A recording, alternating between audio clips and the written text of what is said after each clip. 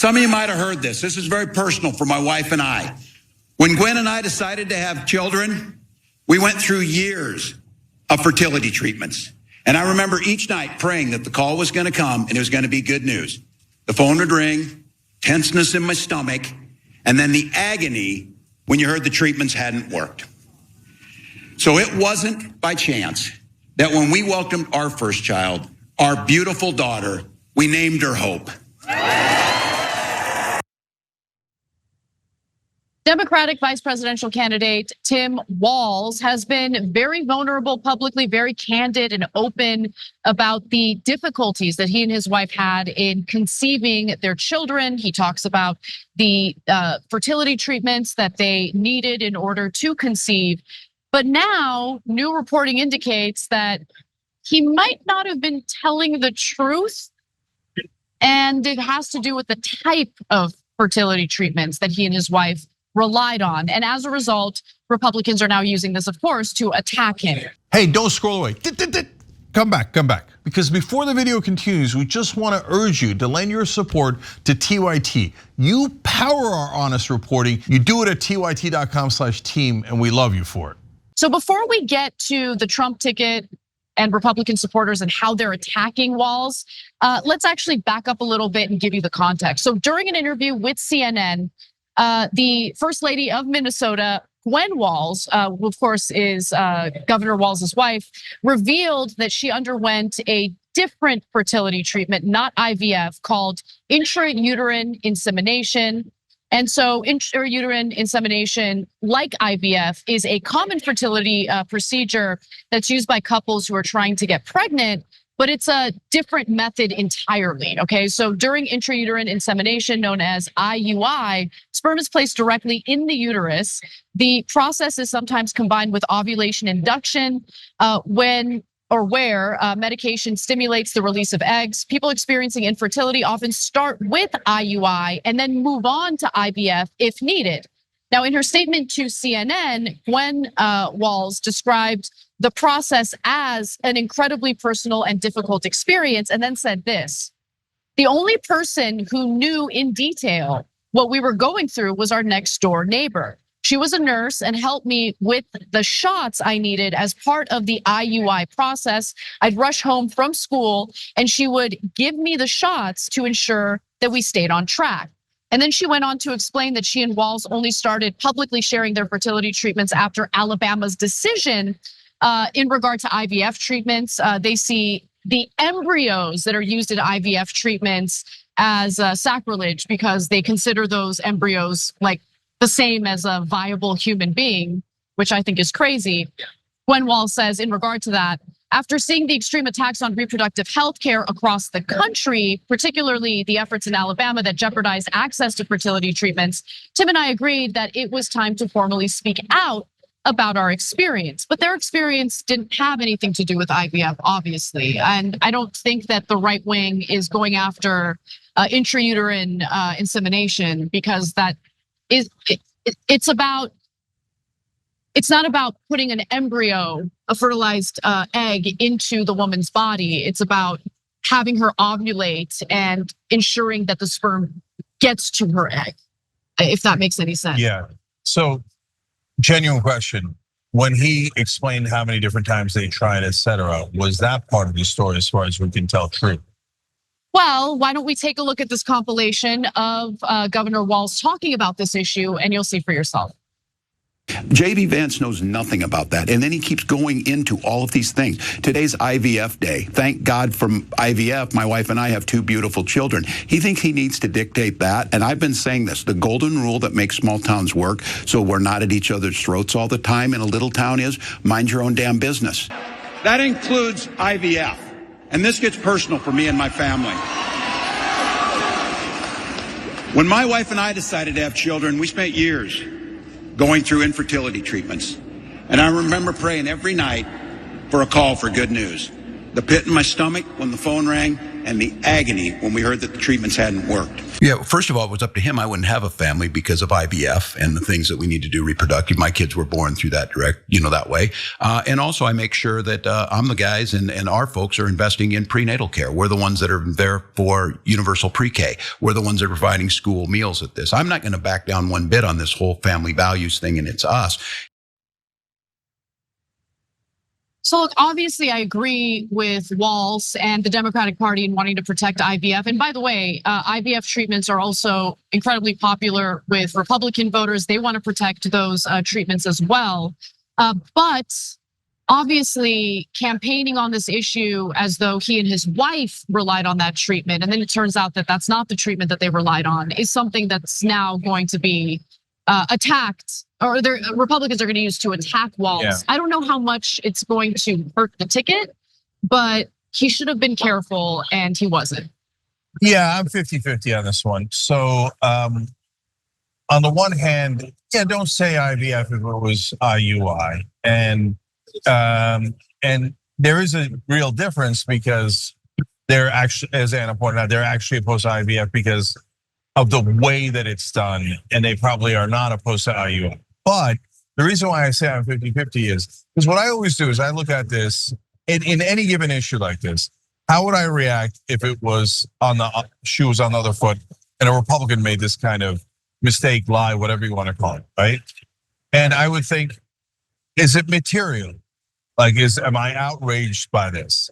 And I don't think it's that material. And so, and maybe I'm biased and we could talk it through. But the reason why I don't think it's material is, to me, the most important part was, wait, did he make up that story about infertility treatment and the years they went through and the struggle, et cetera?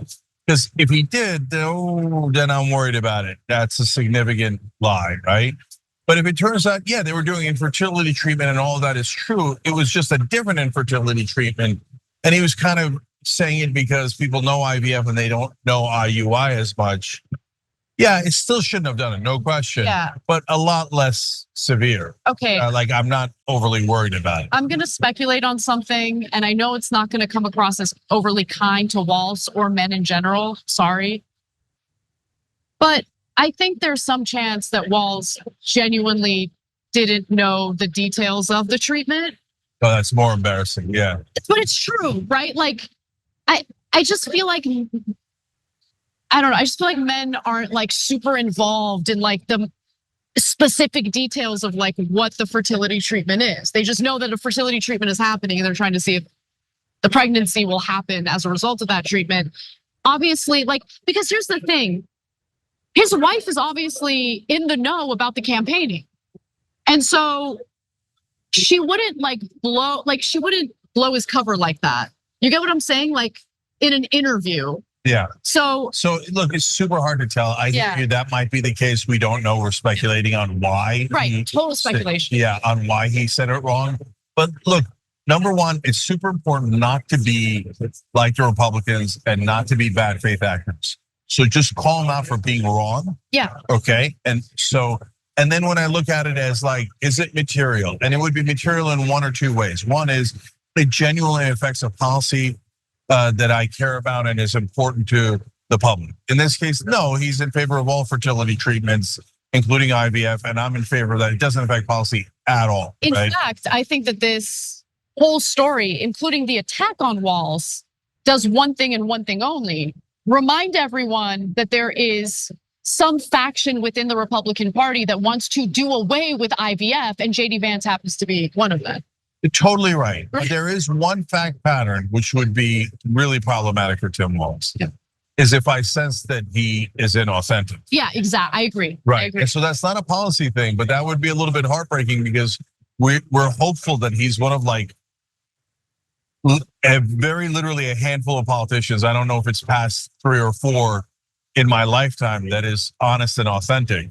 And if it turns out it's a little bit of an act, then that would be both heartbreaking, but again, I'm not naive. Yeah, not heartbreaking. I would say, all right, well, another one. No, but what I mean by heartbreaking, and the relevant part of that is, well, that means maybe he is not going to get things done. And so that affects how I view the chances of them passing those bills on a national level. But again, the fact that he already passed them in Minnesota is overwhelming evidence that he is not full of crap. Yeah, right? I agree. And hence.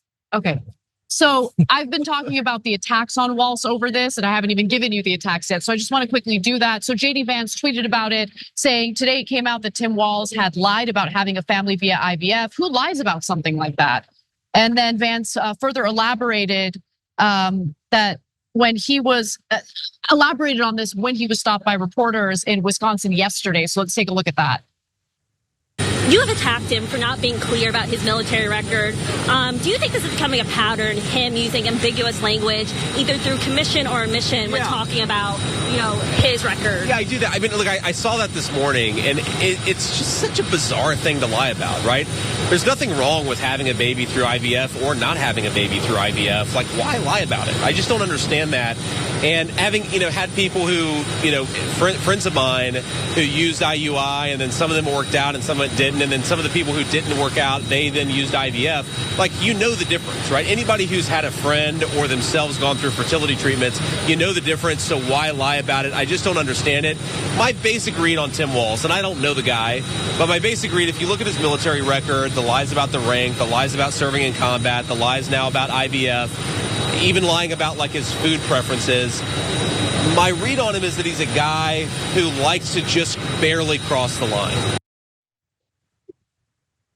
The 2004-esque attacks on Tim Walz over his, military record, I haven't commented on it publicly. Like, you got to do better than that, JD Vance. But, this issue, I don't know how much of an impact it's going to have, but I lean in your direction, Cenk. It's not really material, and if anything, it does remind everyone that there is a group of Republicans who want to do away with the fertility treatment, IVF, that people desperately rely on when they want to conceive and they want to have children. And then finally, I also need to note that the president and CEO of Resolve, that's the National Infertility Association, stated that the group regrets elevating suggestions that Walz used IVF. So they kind of took what he said at face value and they promoted it. And so Barbara Kalura, who's the president of this organization, said the following: Resolve regrets if our organization contributed to any confusion about how he became a parent. We support all paths to parenthood and have welcomed Governor Walz's support for our community and our advocacy issues since the Federal Advocacy Day in 2017 during his tenure in Congress. Okay, I have one last comment here. If I heard him right, JD Vance said, he has a habit of going barely past the line, right? That's actually a really fair thing to say, because I think that is what Tim Walz is doing. But he is going barely past the line. And, when you add up a couple of these things, and most of them are unfair, especially when they make a federal case out of it. But there are a couple of things that are fair, including saying, hey, it wasn't IVF, it was IUI, right? I get the sense that Tim Walz, in order to tell a good story, is the kind of guy who embellishes around the edges. And so look out for that. That'll probably happen a couple more times, because if you're the story embellisher guy, you do that on a fairly consistent basis. So it's not lethal. Being a phony and lying regularly and lying egregiously is lethal, like politically. And so far, not too bad. But I am a little bit on the lookout for the embellishments now. Yeah, 100%. And that's okay. I think that's important to look out for. Look, I'm literally wearing a Balls to the Walls shirt, shoptyt.com. Nevertheless, I'm fair about it. Fairest show in America. How many times are you going to do this on the show today? To be fair, probably 20 or 30 times, then followed up with shoptyt.com, and the link is in the description box. Okay. I don't know, maybe 40. We'll see what happens. I'll try to prepare myself mentally for that.